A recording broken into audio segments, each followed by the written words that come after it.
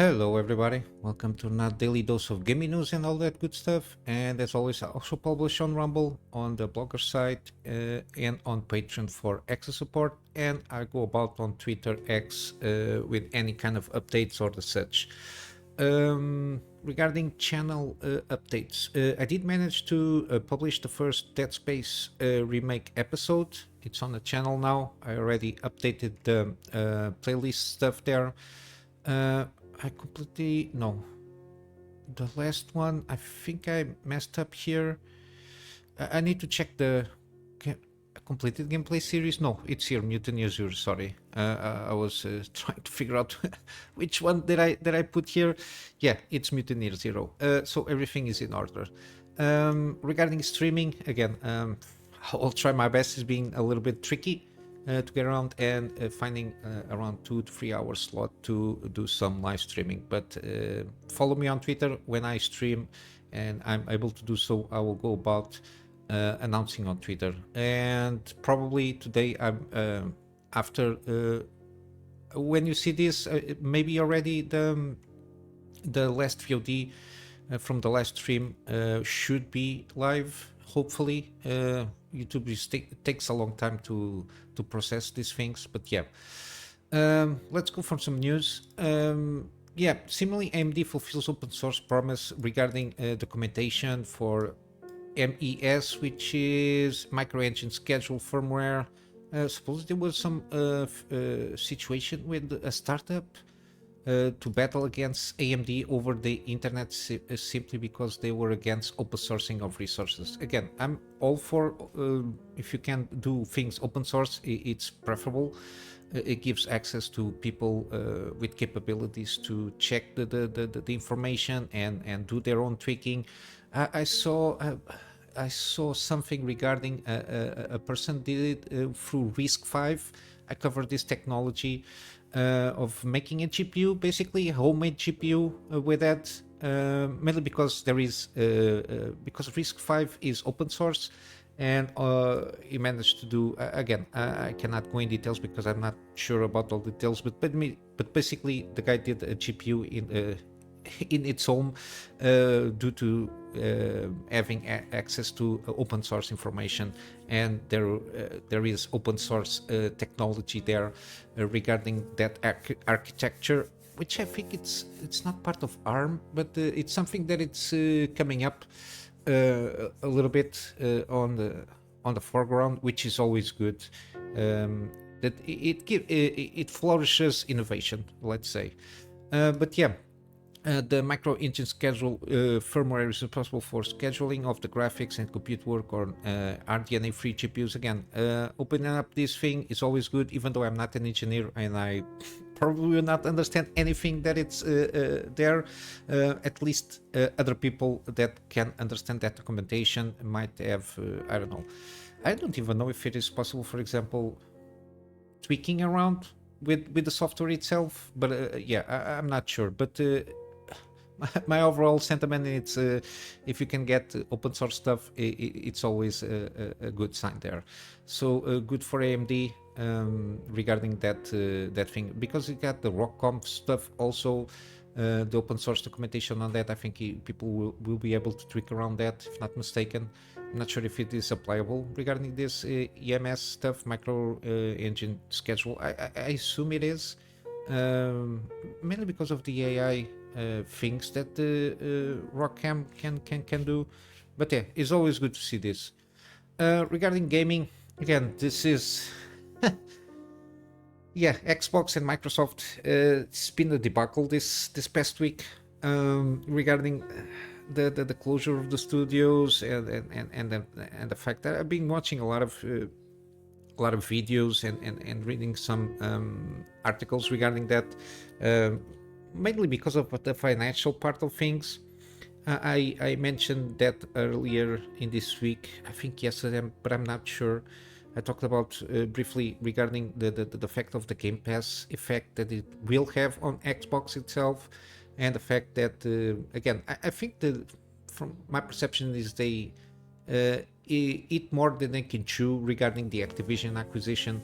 mainly because of $70 billion acquisition there, and the fact that now they have like huge selling franchises, mainly Call of Duty, and the fact that now they have to ponder if they're going to put a very high sell or very how do I put it, high selling unit on a game like Call of Duty that sells huge amounts of units.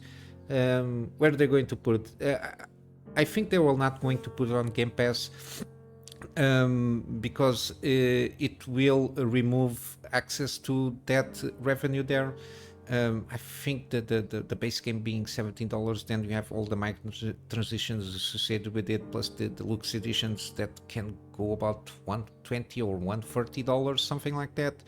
And if you put it on Game Pass, even at the base game, people play. I think paying around, I'm not sure, $10 at least on PC. I think Game Pass is for $10 monthly, but even at $15, yeah, it removes all that revenue, and people play it for free to a certain extent, and then just quit the game if they don't like it. So it's, I don't know, there's something there that it's not good.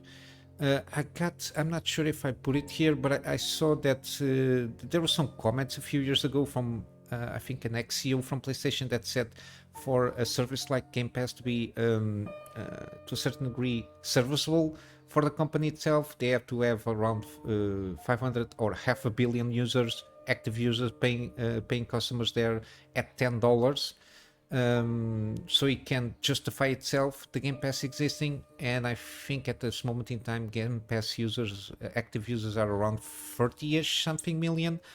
Yeah, that it's not good, because of the revenue itself from Game Pass to try to cover the expenses of developing games. Again, when the game is having around 100 to 200 million dollars in terms of budgeting, but on developing side and also on the marketing side, you cannot recoup that investment. Plus the fact that after the acquisition of Activision, you cannot recoup $70 billion through Game Pass, which is their main focus, at least so until now. Yeah, this is not going good for them. Again, everybody's predicting that there's going to be a lot of cut costing. Again, before all these huge acquisitions, Xbox was kind of a rounding error on Microsoft's side. It's a company evaluated in $3 trillion, give or take. And now with the $70 billion hole there, financial hole, trying to, because they cannot get that amount of money in a quarter, they have to start cutting expenses all over the place. And basically nobody's safe except maybe like the main staple studios there, for example, like Bethesda main, Activision main thing, and one of those more renowned kind of developer studios that work on those big franchises might be safe for now. But all of the other ones, we got, for example, Bethesda ones, got the machine games, you got other smaller studios, even from Activision, that might be closed off, the ones that sometimes we don't even heard too much. Even if they launched, for example, Tango Gameworks was like a medium level kind of a studio there, and they did a huge, very acclaimed game, and they sell well from all the information that we got from Xbox, the Hi-Fi Rush game, and even that didn't save them for shutting down that studio. Again, I don't think it's only financial wise, but I think also by the fact that Shinji Mikami already left, there is no like big personality there. Like the founder of the studio was not there to try to make I don't know, a position there to avoid the closing the studio or something like that. We got also the Arcane studio there, Arcane Texas, Arcade Austin. Yeah, with they got delivered the Redfall game there. From where I understood, the game itself was not to be multiplayer, but then again, the fact that there is less risk to a certain degree in terms of financially developing a live service game instead of a single player game. There is less risk involved financially in the overall scheme of things. They're trying to go for a multiplayer game because if you take a chance there and if the game is successful, supposedly there is the potential of infinite revenue there, because if you can imitate the service to a certain degree, and if it is a monthly revenue coming from the live service itself, even though you have the expenses of maintaining that live service, I think it compensates in terms of financial justifying something like that. But then they forget that there is the competition on the market. If every game is a live service, I don't know, 90% of the games that are live service are going to fail because there is a finite number of hours in a day for a person to be playing games. Even hardcore gamers that play something, usually they if it is a live service, they stick to stay with one or two games in that category there. So I don't see people don't think these guys don't only think about potential earnings. They don't think about, sometimes I think they don't consider other kind of variables there.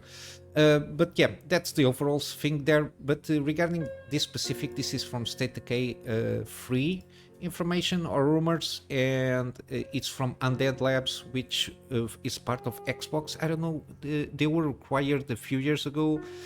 This game was announced. I remember seeing the trailer there. It's been almost 4 years basically since the reveal of this, and no more news. But supposedly we got Jazz Corden in a podcast, the Xbox 2 podcast, says that the game is doing very, very well and looks very, very, very, very good. Again, this doesn't bring me any kind of confidence on the game itself. The studio was acquired after in around 2018 after Microsoft acquired the Undead Labs, Playground Games, which I'm not sure with how many games they did here. Got Ninja Theory that in the meantime did Senua and is launching Senua 2 or Hellblade 2 this week, that upcoming week, and we don't see any kind of marketing. And Compulsion Games, but I don't know what they are in terms of gaming production. But Playground Games, I think they are they the ones of Forza Horizon? I'm not sure. But yeah, the fact that I think this game is in the complete shit show state basically probably is because the original pitch behind Undead Labs making a zombie MMO for this game, instead of being State of Decay free kind of MMO thing there. And because the first two games are not MMOs, they are single player ones, they seem pretty decent and serviceable. They have a dedicated fan base, and still on the State of Decay 2, supposedly they are still launched as late March content and updating the game. So yeah, and it still supposedly has a thriving player base. Okay, again, it has a very dedicated fan base on that. But yeah, this is not good. And also the fact that the game is being made with an Unreal Engine 5, it's not the issue there, but it needs the help of Coalition, the studio behind Gears of War. Again, seems very similar to Starfield, how they needed ID guys to come around and help fine-tune the combat there on the shooting side there, and these guys from Gears of War supposedly are doing that to make the shooting feel better. And yeah, all these little things here doesn't bode well, because we only have this teaser trailer there played in 4 years ago, and we didn't have any kind of official updates on the game, which usually it's not good, because when they released this, I think the game was already starting in developing on at least on the planning phase around 1 year or so. But yeah, that's why I don't like seeing announcements this early in the development stage, because a huge amount of things can go wrong and the game can be basically cancelled or something like that. It's not good.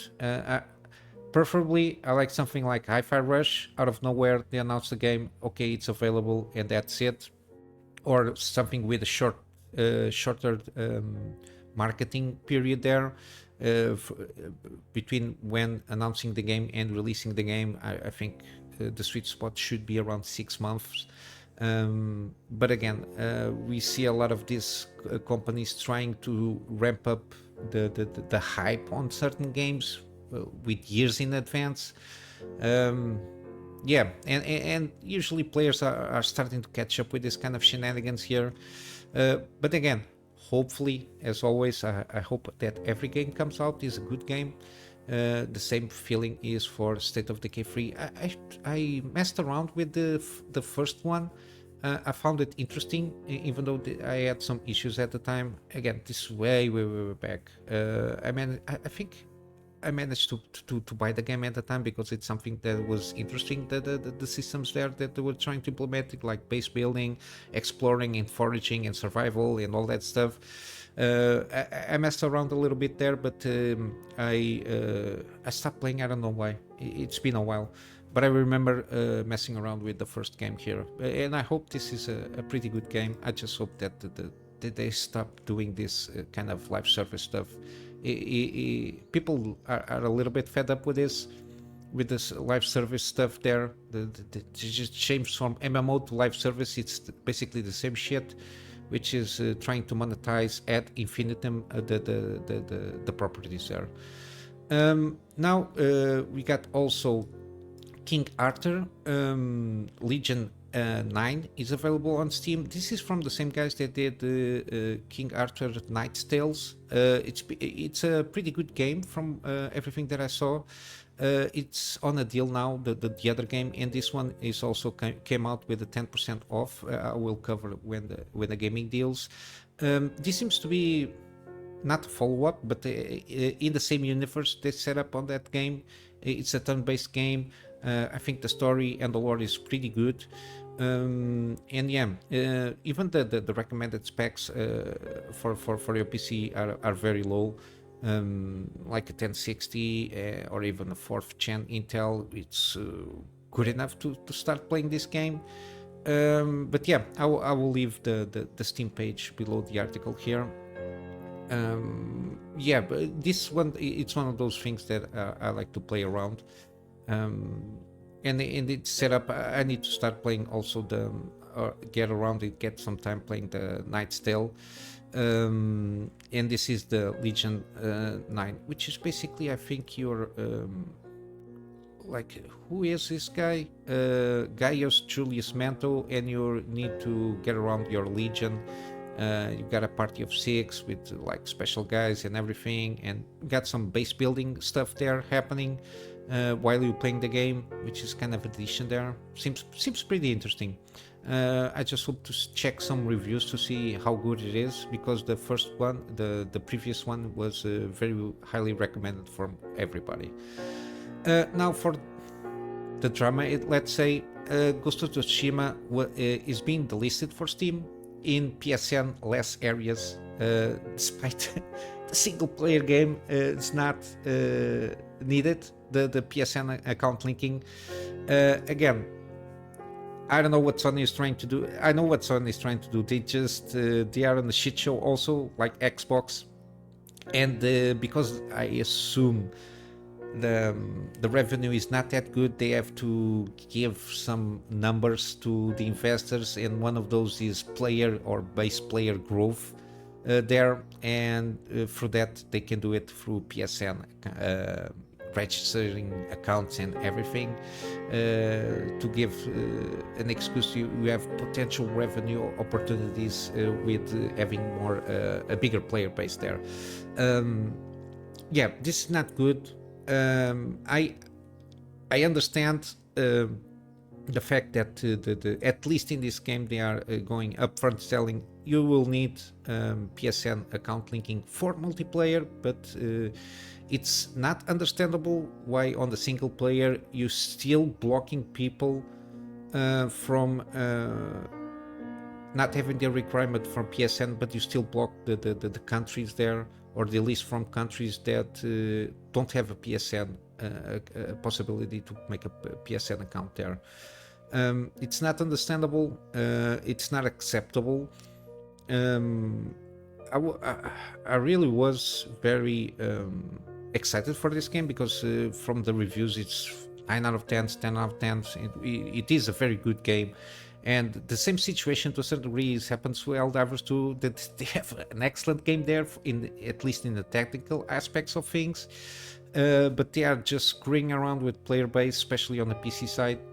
Again, I understand when you are in a closed system like a PlayStation, you have to have a PSN to create, to have access to the libraries and the updates and all that jazz, and to turn on the PlayStation, you need the PSN account. I can understand that.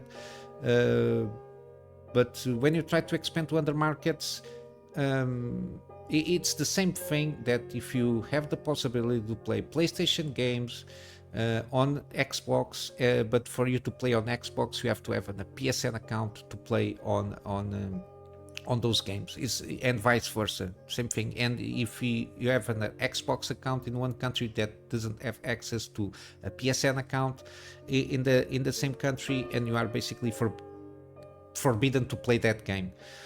On the PC case, because we have a huge variety of alternatives, one of the things I will see that are already starting to see, especially I drove around a little bit on the Steam page of this game, on the comment section, on Community Hub, and I've been seeing a lot.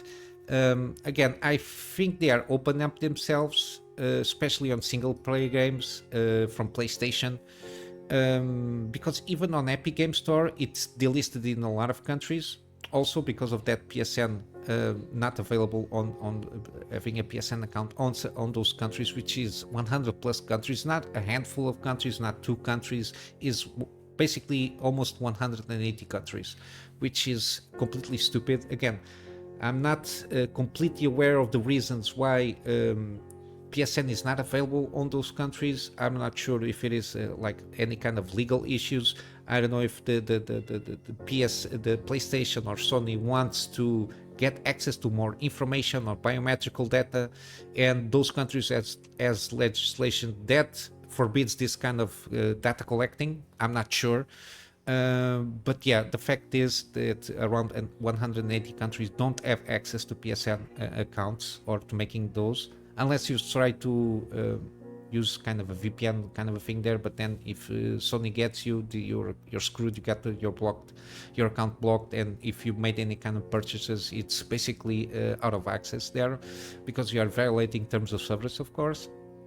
But again, on the PC market, you have a lot of alternatives, and one of those is downloading pirated games. It's not something that I recommend, but you're opening yourselves to, by the fact that you're not letting players buy the game that they want to play to a certain degree. Those players will, if they really want to play, they can get around and find, I don't know, one of those torrent sites and download the game, because the games, when they come out on PC and even on consoles, they you can get it on the torrent sites and play them for free. Of course, there is dangers associated with that, but yeah, it's something that I don't recommend, but it's something that are open themselves to, and for sure we will see some people bragging about that. Already some of them say, okay, given that you give me no alternative, Sony, and I'm in a country that I don't have PSN, I cannot make a PSN account, I will just pirate the game, and it's something that I really don't recommend. But yeah, they are open themselves to that. It's games that are not going to sell. I see a lot of people telling that they are going to buy the game if they can, leave a negative review and refund the game. So you're going to get the double damage of not selling the game and then refund the game, which I'm not sure how that will be on the financial table there, but you're going to get a lot of online backlash. Yeah, this is not boding well for the tweet that they said that they are receiving feedback and they're trying to figure out their shit there. This kind of actions that they're not good. They really want, and they are being sneaky about it, regarding this kind of situations. And as I said, Helldivers 2 is one of those games. Also, is still effective ban in countries without PSN. Again, the persons that managed to, during that window of that grace period, to buy the game through Steam, and then after all this debacle, the step back of removing that PSN account, linking stuff there, and after the delisting, people that already had their games in their libraries are still able to play the game, but from those countries that are delisted now. But if you are a new customer that wanted to buy the game, you cannot do that. Again, this is Sony, because Sony is the publisher. They have the final say in these kind of things. I'm not attributing this to the developer side, because the developer just want to sell games and have good feedback and have good community around that game, given also how this game works, which is with the DLC package that it comes out in a regular way. But yeah, Sony is still not course correcting that, and I see already starting to see another campaign, just trying to see if they can start or refunding or getting a way of canceling. I see Grumps on the Twitter, and I think it's a good option if you are discontact and you have a PSN account. If you don't like this situation, just cancel the PSN Plus or whatever they have in terms of, or even close the I'm not sure, at least cancel the subscription base tier of PSN, so you don't lose, of course, the access to the library of games. But at least if you have one of those things as like a Game Pass stuff, I think it's PSN Plus, I'm not sure how it calls that tier that you pay monthly to get access to more stuff. Just cancel that to show your discontact. I think it's the best way, because again, voting with the wallet is the best way to go about these companies, because they only understand money talk. Because even with Helldivers 2, now they are banning games. They are banning more countries, which now include plus all of those countries, plus Cuba, Belarus, and Greenland, and of course the entirety of Africa. Again, 180 countries, basically most of the countries in the world. And I think they did the same thing on Ghost of Tsushima here.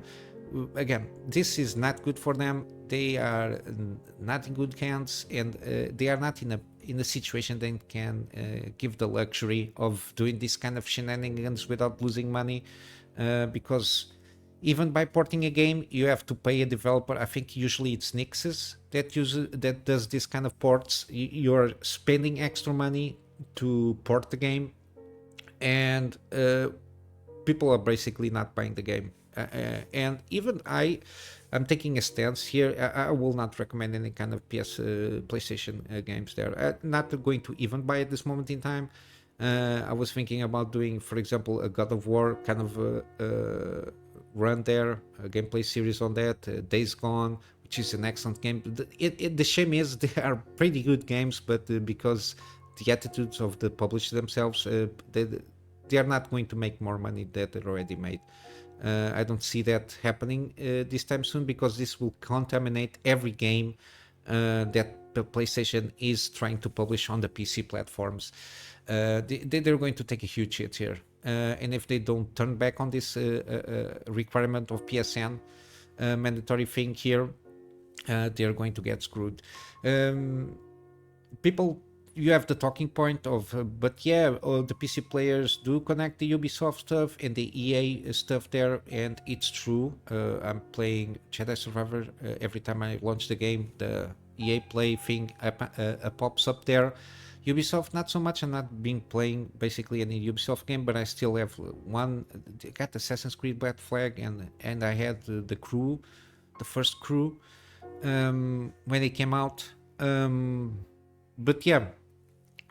I don't think you are, in terms of those apps, you're not delisted in a lot of regions. I think you might get a couple of countries here and there that are not able to register an account with EA or with Ubisoft Plus or any kind of, even with Activision.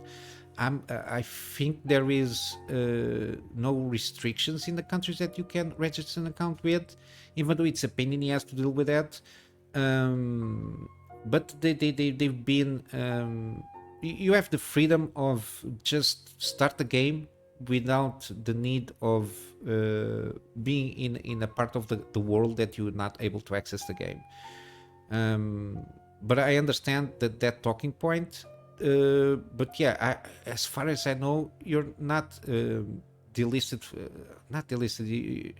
I think around the world, EA, Ubisoft, and all of those, Activision kind of page there, they I don't think you are delisted. There are no countries delisted of having access to make an account with those platforms, as far as I know. Even though it's a pain in the ass to deal with that, because it's something that it pops out, it's something that it's getting data from you. But yeah, it's one of the. But at least you know upfront, it's not something that appeared with Helldivers. They started really with two left foots on the Helldivers situation there. With the PSN account, if for example you already had that situation, like for example like a heads up with like it's happening with GoT Tsushima, which they had from what I understand, that you need a PSN account to play multiplayer.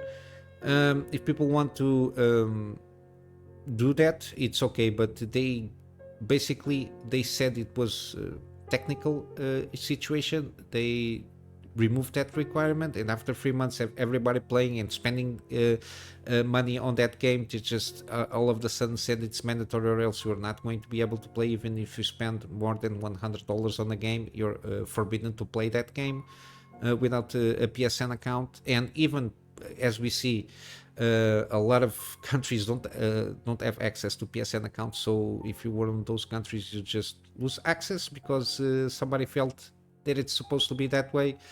I don't understand also people I don't know, simping for corporations is the worst thing that you can do, because in the end corporations don't give a fuck about the customers. They're always trying to screw around customers. If they could get money without giving you anything, they will do that. By at the end, that's how they speak. They just only like to speak money, and everything that you see from CEOs like Phil Spencer's and whatever that they come about, it's just PR. PR to spin you around, PR to gaslight you, and by the end, as customers, because gamers again are customers, because we pay for stuff, and or we pay for a service, or we pay for a game, and we want a fair and just product for the price that we pay that product there. But yeah, that's basically my take. I will continue to follow up on this one the best I can. I'm not even sure if I need to start doing some extra videos during the day if I have time, just covering like situations, because lately my videos are being overextended too much. But yeah, I will try to keep my eyes the best I can and continue to force the situation of even ramping up my rhetoric of consumer protection, and being more aware, and spread the word regarding that. And probably I will be try to be a little bit more active on Twitter, trying to keep my eyes on it, and give awareness to all of this. But yeah, and lastly, I didn't see this in anywhere. I heard the rumbling, no pun intended, that Rumble was banned on Russia, but I because I didn't see any article anywhere, I just found this here on this site Niche Gamer, that really it's been a couple of days at least that Rumble was banned on Russia. Funny thing is that when they had this situation, I'm not sure if it was a couple of years ago, when the French government wanted to Rumble to ban all the Russian channels. They refused, and so they were basically banned from France. Now Russia has officially blocked Rumble because they refuse to comply with certain censorship demands. Again, any kind of censorship is not good. especially when they are not violating the terms of service of the platform. Supposedly, this has been reported from the CEO also, Pavlovsky, that they received multiple requests from Russian government to censor various channels which did not violate the terms of service. One of the accounts, again, they were not very specific, but supposedly one of the accounts was to respect with marijuana. Yeah, in Russia there is a lot of, regarding drugs, that they are very restrictive of what kind of drugs that you can do, that there is no, the marijuana, the kind of, they don't have like those kind of light drugs, let's say. They don't let people use that, so there is kind of, in terms of legislation, it's a little bit tricky there. You got one of the case that one of the basketball players, female players, that got arrested because of that. They got a vape with marijuana, and they because they think they are American, they can do everything that they want in other countries. But yeah, in Russia it is forbidden there. Suppose the other channel seems to be some kind of conspiracy channel or whatever they are, and the other channel seems to be an Arabic channel that was political. Again, maybe I don't know, anti-government something there. I don't know. But yeah, and because they didn't comply with that, they just been blocked. And again, the article continues, while Rumble famously cut access to the entire country of France a few years ago, when France threatened to ban their service for refusing to block Russian feeds. Yeah, due to the war there in Ukraine. Yeah, now Russia is cutting off Rumbles because of censorship. Again, this is not good. It's funny that we don't see that. We saw a huge debacle there with France calling Rumble like how they called alt-right video platform, not cutting the Russian feed. Again, I like Rumble because they are so far they are playing with they put their money where their mouth is. They have some issues also with Brazil thing there because of the censorship on the court, especially on the court side, the Supreme Court there. The Moraes, I think, it's the judge there of the Supreme Court there, also wants to ban everything and everybody there that he doesn't like. But yeah, I like Rumble because they don't censor. They don't censor. If you're not violating their terms of service, you can speak aloud, and I think it's a huge value to have a platform like that. Even on YouTube, I don't censor myself, but I avoid to a certain degree touching certain topics, not because that I don't want any kind of thing happen to me, but it's again, it's not something that at least this channel is focused on. This channel is more focused on gaming stuff and the industry of gaming. Maybe one day I can start a channel with other kind of topics approach there. But at this moment in time, my main focus on this channel is gaming and the gaming industry and everything around gaming. And Rumble is a platform that allows you to post videos from gaming, so that's why I'm touching this subject here. But yeah.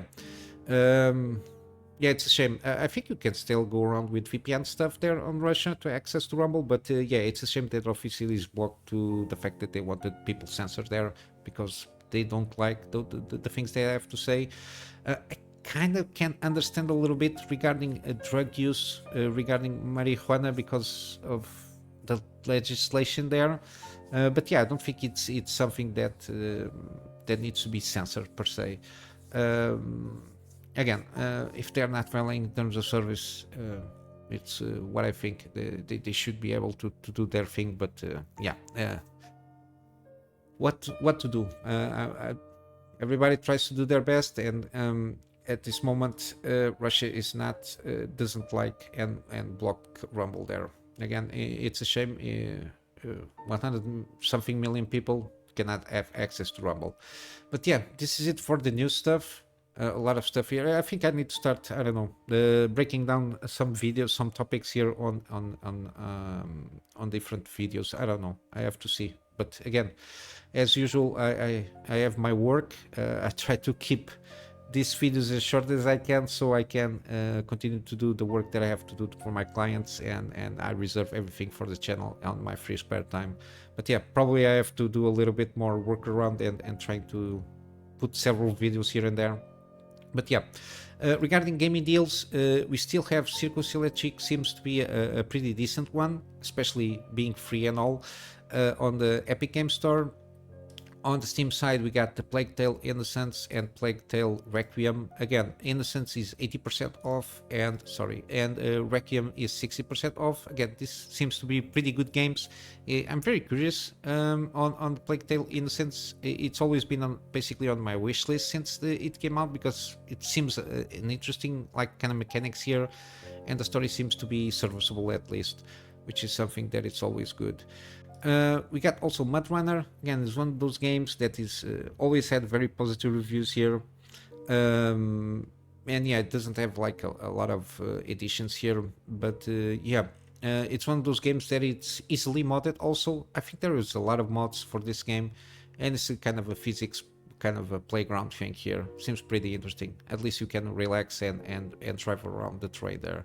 We got also Marvel Guardians of the Galaxy. Again, this is very underrated game from what I understand. Always had very positive reviews, and the gameplay seems pretty good also. And it's 75% off.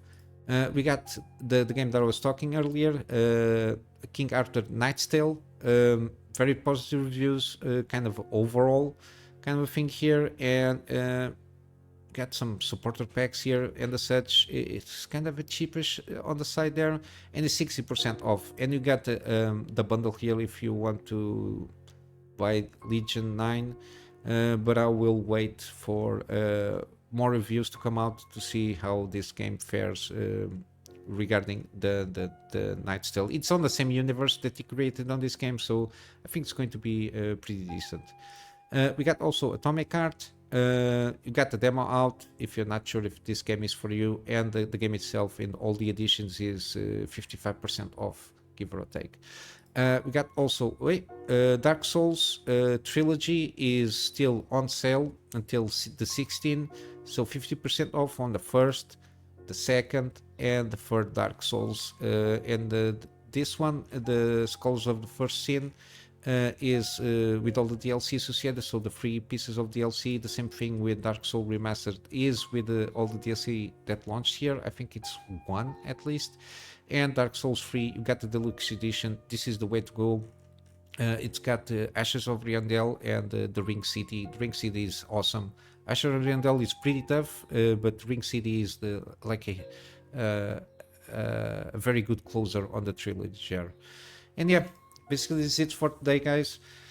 Sorry, I think I overextend a little bit too much again, but yeah, a lot of things to talk about. But yeah, again, probably I will in some things maybe give more daily updates on certain aspects. For example, like the Helldivers or the Sony stuff, there probably is better to do like a separate video in a shorter format than have like almost like an hour of gaming news stuff to go about here on a daily basis. But yeah, I'll wrap up for today with the plug on my Patreon for extra support. Again, this extra support is for me to be able to get, at this moment in time, get a better storage solution, for me to be able to get backups of the stuff that I do for my clients, and of course some extra space for the videos that I do for the channel. And with all that said, I hope you have a wonderful day, and I will see you in the next one. So until then, Kunamy Master out.